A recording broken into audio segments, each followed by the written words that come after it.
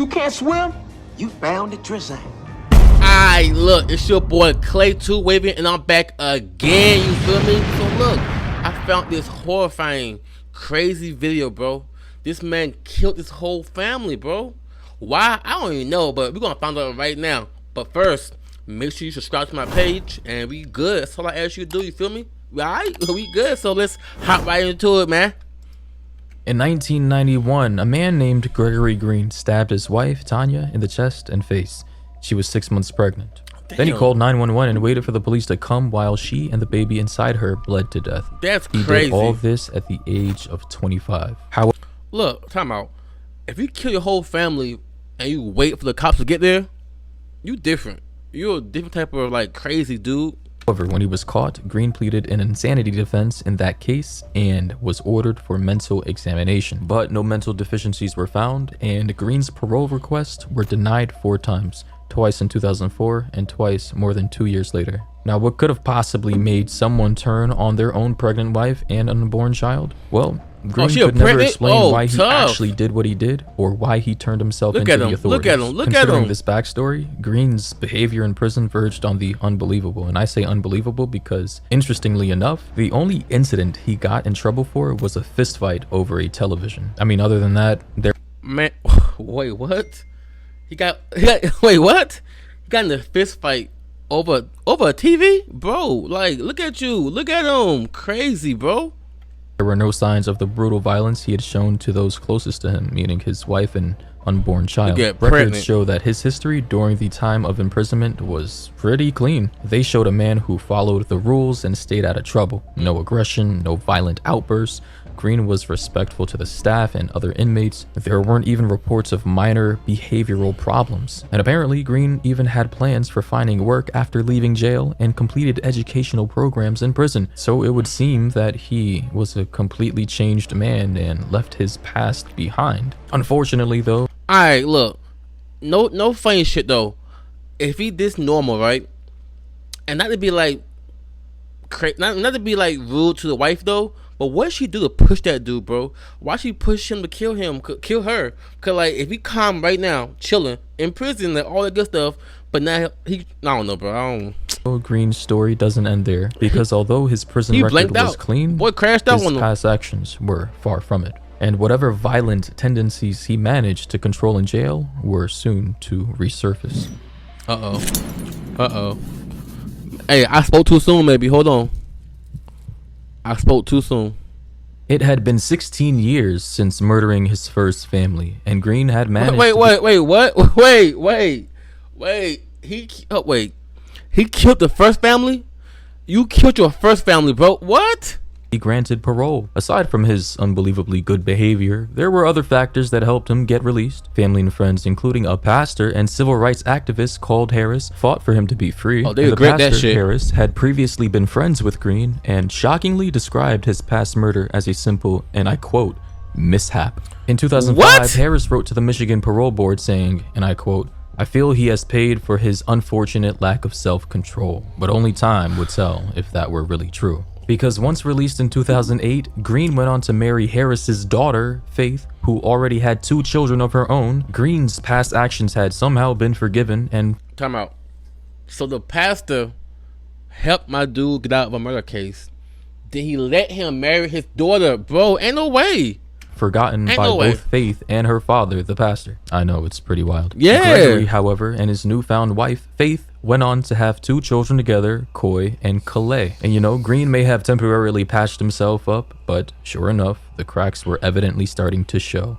Because in 2013, Green's wife, Faith, was refused personal protection orders against Green by a judge. And you may be wondering why she would even try to file for protection orders against Green himself, her husband that she, married out of love, right? Exactly. Well, it's because police had reportedly been called to their home many times over serious claims of violence disputes. But who could have seen this coming, Marrying a legitimate murderer who murdered his first wife and unborn child. Exactly, bro. Like, why would the pastor let him marry his daughter after he killed the first family? Dude, like, Bro, this is crazy. Wow, I'm actually shocked. In any Exactly. case, in 2016, Faith decided to file for divorce against Gregory Green. And nobody really knows what went through Look at him. Look at him.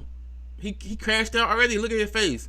Green's head as his marriage was on the brink of collapsing, but we do know that the impact was devastating for him, because as soon as he found out that his second wife was about to divorce him, he turned his back to what he had learned in jail all those years ago and decided to pursue revenge against his wife, because way. on the Ain't no way. 21st of September 2016, in the early hours of the morning, Faith found herself unable to move. She was in the basement of their home in Damn. Dearborn Heights, Michigan. Her face had been slashed with a box cutter and her foot had been shot. Duct tape and zip ties restricted her movement, keeping you- her from Yo, imagine waking up like I can't move and I got shot in my feet. What?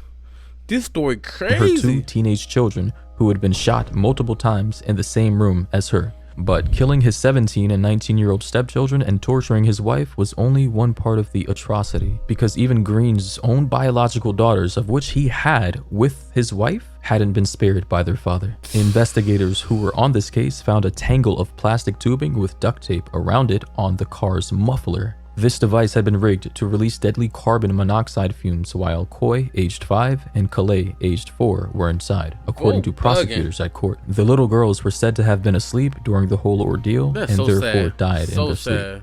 Or at least that's what their mother hoped happened. The bodies of the two young sisters, found later in the family home, had sad. officially died from inhaling the toxic fumes before being moved inside by their father. And after this, he went on to complete his gruesome plan by shooting his wife and stepchildren. As in 1991, when he killed his first wife and child, Green called 911 and waited outside the house. When officers arrived, he told them he'd shot his family inside the house. Neighbors such as Michelle Carson witnessed the he arrest different. without That fully boy different. understanding what had happened. She described this as completely eerie, and everything was quiet as Green turned himself in. However, the conviction of Green was painful and disturbing for all involved. His crimes bet. were the worst that veteran law enforcement officers claim to have dealt with in all their careers. Fortunately, though, his wife, Faith, appeared in court in a wheelchair as she survived the entire incident. Green pleaded utterly guilty and confessed to everything he had done, at times through tears. Yes, this guy was actually crying. And interestingly enough, while shopping at a Home Depot a week before, Green planned the murders of his two youngest daughters. That's According to info crazy. gathered from this case, the piping he bought there would allow him to alter the exhaust system in order to poison them with carbon monoxide when they were inside his car. All of this was explained by the assistant prosecutor. And I know some of you may be confused as to what that may look like, but just imagine getting a long piece of pipe and connecting it to the exhaust of a car, and then routing that pipe up and over the trunk and then putting it inside the back window, he rolling up different. the He built windows and then different, yo. sealing up any part of the windows that may let fresh air inside. I know it sounds like a pretty brutal way to go out, Yeah. but based on what I've been able to gather online, carbon monoxide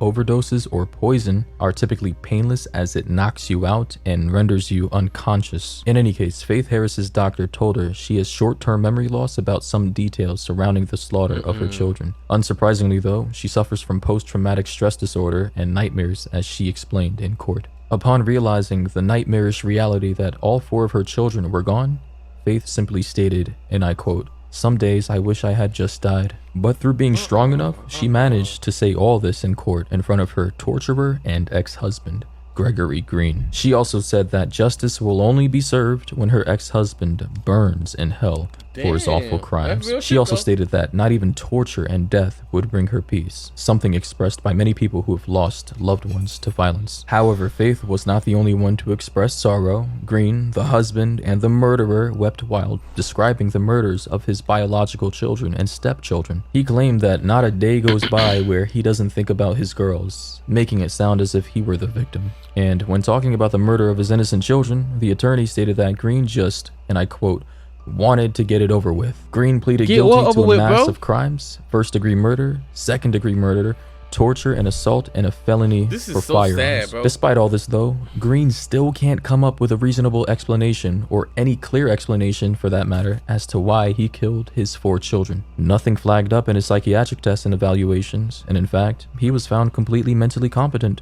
And Faith Harris told the court it was all because he was, and I quote, insecure. You know, all this just makes his actions more horrifying because he legitimately had no definitive answer as to why he killed his own children. That's Faith tough. Harris called Green a devil in disguise and Yeah. a monster Yes, in front of the nigga. full court during his trial. She also added that he was a con artist, alluding to him somehow disguising his true personality from her. Regardless of his motive though, the loss of life from these very young children is something that can never be brought back. Faith Harris's 4 children were laid to rest on Friday after the hearing, and this was at their family church. More than 1,000 people attended the service. And with all her injuries showing, Faith needed assistance from family to even just sit down. Chadney Allen Sir was also present to say That's sad. goodbye to his So 2 sad. children who had been slaughtered by their stepfather, Gregory Green. At the age of 50 though, Green was put in jail for a second time for crimes worse than his first. Judge Hathaway, who dealt with Green's case, told him his crimes were by far the worst she had ever dealt with. He was also told by Hathaway that his actions as a father were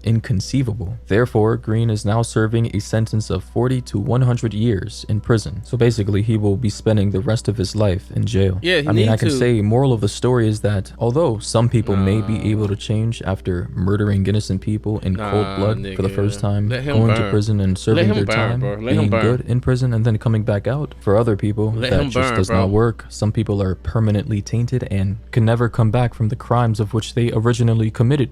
In any case, let me know what you guys think down below in the comment section. I want to know your thoughts and opinions about this. I think that this is an tough. obvious one that people should have seen coming. I mean, the guy literally killed his first wife and unborn child Exactly. in 1991. People who do that typically will never come back from that. I just fail to see why anybody forgave him for that. It just seemed like an incredibly risky gamble, and in the end, you know, he ended up doing what he originally did over 20 years ago. Exactly. You live, you learn.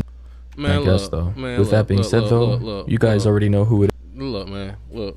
This crazy. That's so sad. It's so crazy, bro. Like, y'all gotta be careful who y'all choose to be like marry or be with, bro.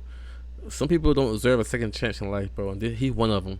You feel me? So I don't know, man. Y'all tell me how y'all feel about that. You feel me? But make sure y'all subscribe to my page ASAP. You feel me?